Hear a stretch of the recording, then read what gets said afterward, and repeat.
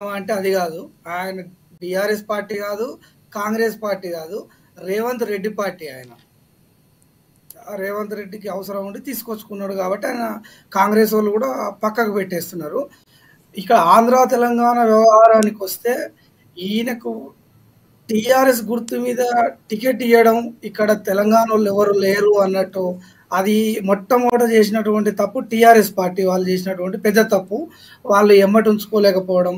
స్వయాన ఆయన కృష్ణా జిల్లాకు సంబంధించినటువంటి వ్యక్తి ఇక్కడ బతుకొచ్చి రియల్ ఎస్టేటో ఇంకోటో చేసుకొని 4 పైసలు సంపాదించుకొని ఆ ఆస్తులను కాపాడుకోవడానికి రాజకీయాల్లోకి వచ్చినటువంటి వ్యక్తి. ఇప్పుడు మల్లేష్ అన్న మాట్లాడినట్టు కౌశిక్ రెడ్డి గారు అంటారా యంగ్ బ్లడ్ అక్కడుంటా ఇక్కడుంటా ఇక ఇప్పుడు కొంచెం అన్నది బాగా నడుస్తూ ఉన్నది కౌశిక్ రెడ్డిది.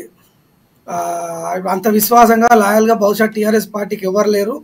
ఇంకొకటి ఏంటంటే రాజకీయాలలో ఈ దిగజారుడు భాష ఏదైతే ఉన్నదో అత్యంత ప్రమాదకరమైంది. అసలు వీళ్ళు ఏం మాట్లాడుతున్నారు, ఎందుకు మాట్లాడుతున్నారు, అసలు సందర్భం ఏంది? మీరు ఐడియాలజికల్గా డిబేట్స్ ఉండాలి, ఐడియాలజికల్గా విమర్శలు ఉండాలి. ఆ సమస్య మీద మాట్లాడితే ఆ సమస్యకి ఎవడన్నా సమాధానం చెప్తాడు. ఈ ఎక్కడి గాజులు ఎక్కడి పూలు, నీ సందర్భం ఏంది, సమయం ఏంది, ఏం మాట్లాడుతూ ఉన్నారు? ఈ గాజులు పూల విషయానికి వచ్చేస్తే నేను అనుకుంటాను మొట్టమొదటిసారిగా Congress party last time UP అధికారంలో ఉన్నప్పుడు గ్యాస్ సిలిండర్ల ధర తగ్గకపోతే స్మృతి ఇరానీ గారు రాహుల్ గాంధీకి పంపినట్టు గుర్తు నాకు. అంటే ఆమె మహిళా లోకాన్ని కించపరిచింది అనేది మొదటి ప్రశ్న. ఇంకొకటి కౌశిక్ రెడ్డి గారు గుర్తుపెట్టుకోవాల్సినటువంటి అంశం ఏంటంటే మొన్న కేటీఆర్ గారు ఏదో నోరు జారి మాట్లాడితేనే ఉమెన్ కమిషన్ ముందు పోయి క్షమాపణ చెప్పాల్సి వచ్చింది. వీళ్ళ రాజకీయాలు వీళ్ళు చేయకుండా ఆడవాళ్ళని మధ్యలో ఎందుకు లాగుతున్నారు అనేది పెద్ద ప్రశ్న. ఇంకొకటి ప్రతి పార్టీలో ఆడవాళ్ళు ఉన్నారు, ప్రతి ఇంట్లో ఆడవాళ్ళు ఉన్నారు. వీళ్ళు సందర్భోచితమైనటువంటి చర్చలు చేయకుండా, సందర్భోచితమైనటువంటి వ్యాఖ్యలు చేయకుండా ఈ టైంపాస్ రాజకీయాలు, తాత్కాలికమైనటువంటి భావోద్వేగాలు రెచ్చగొట్టి ప్రజలకు ఒక రకమైనటువంటి టైంపాస్ తప్ప ఇది యూజ్లెస్. నువ్వు ప్రభుత్వాన్ని ఏమడగాలి ఒక ప్రతిపక్షంలో ఉన్నటువంటి వ్యక్తిగా? అరే నాయన నువ్వు ఇచ్చినటువంటి హామీలు ఏమైనాయి, నువ్వు అన్నటువంటి రుణమాఫీ ఏమైంది, వాటి మీద ఒక కార్యాచరణ, ఒక పద్ధతి. అసలు రాజకీయాలు బజారు అయిపోయినాయి చెప్పాలి అని అంటే. ఒక ప్రాస్టిట్యూషన్ కంటే దిగజారిపోయినాయి అవి. నేను ఆ పదం వాడి కూడా వాళ్ళని కించపరచడమే తప్ప.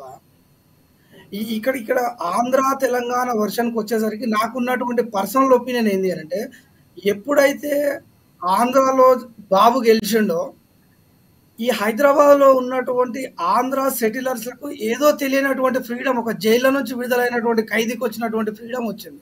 ఇక మాదాపూర్, కొండాపూర్, హైటెక్ సిటీ మొత్తం మాదే అన్నట్టు వాళ్ళు ర్యాలీలు చేయడం, ఇది వాళ్ళు ఇక్కడ కూడా మాదే గవర్నమెంట్ ఉంది అన్నంత ఫీల్లో ఉన్నారు. ఇంతకుముందు కొంచెం భయం భక్తితో ఉండేది సినీ ఫీల్డ్ ఉన్నోళ్ళు కానీ, రాజకీయాల్లో ఉన్నోడు కానీ. మరి వీళ్ళకు ఆ ధైర్యం ఎవరిస్తున్నారో, ఎందుకు అట్లా చేస్తున్నారో తెలియట్లేదు. ఇది అంత మంచి పద్ధతి కాదు. ఆల్రెడీ 10 సంవత్సరాలు అయింది విడిపోయి. ఎవరి పని వాళ్ళు చేసుకోవాలా, ఎవరి అభివృద్ధి వాళ్ళు చేసుకోవాలి. కానీ ఇక్కడ క్లమ్జీ అక్కడ ప్రభుత్వం. ముఖేష్ గారు మనం ప్రధానంగా అరకపూడి గాంధీకి సంబంధించి పాడి కౌశిక్ రెడ్డి ఇందాక మీరు అరకపూడి గాంధీకి సంబంధించి ఒక అంశాన్ని మాట్లాడారు. అంటే ఆంధ్రాకి సంబంధించినటువంటి వ్యక్తి, కానీ ప్రజలు అక్కడ ఆమోదించారు, గెలిచినటువంటి పరిస్థితి కనిపిస్తూ ఉంది. అంటే మీకు కుక్కడిపల్లి, షేర్లింగంపల్లి అటు సైడ్ మొత్తం చూసుకుంటే అంతా ఆంధ్ర ఓటర్స్ ఎక్కువ ఉంటారు కదండి. అందుకోసం అక్కడ ఆంధ్ర వ్యక్తికి ఇచ్చినట్టున్నారు, ఆంధ్ర వ్యక్తిని గెలిపించుకున్నారు, అది ఓకే. కానీ ఆయన ఈ రోజు మాట్లాడినటువంటి భాష అది నేను ఇక్కడ మాట్లాడలేదు. కేసీఆర్ గారే గతంలో చెప్పారు, గెలిచిన తర్వాత ఉద్యమం అయిపోయిన తర్వాత ఏదైతే పూర్తిగా పార్టీ సంబంధించినటువంటి కేడర్ అధికారంలోకి వచ్చాక ఆయన చెప్పారు ప్రాంతీయ భేదాలు లేవు, అంతా ఒకటే అన్నదమ్ములాగా ఉండాల్సినటువంటి అవసరం ఉందని కూడా చెప్పారు. అఫ్ కోర్స్ ఉండాల్సినటువంటి అవసరం ఉంది. ఎందుకు అనంటే మనకంటే ముందు కూడా ఒక 3 రాష్ట్రాలు విడిపోయినాయి, ఛత్తీస్గఢ్, జార్ఖండ్, ఇవన్నీ. అక్కడ అలాంటి పరిస్థితి లేనప్పుడు ఇక్కడ ఎందుకు ప్రతిసారి అంటే తెరపైకి పదే తీసుకొస్తున్నారు. తెరపైకి పదే నేను ఏమంటున్నానంటే ఈ ప్రాంతీయ భావాన్ని మనం ఎక్కడ పోటీ పడాలి, ఒక మంచి విషయంలో పోటీ పడాలి.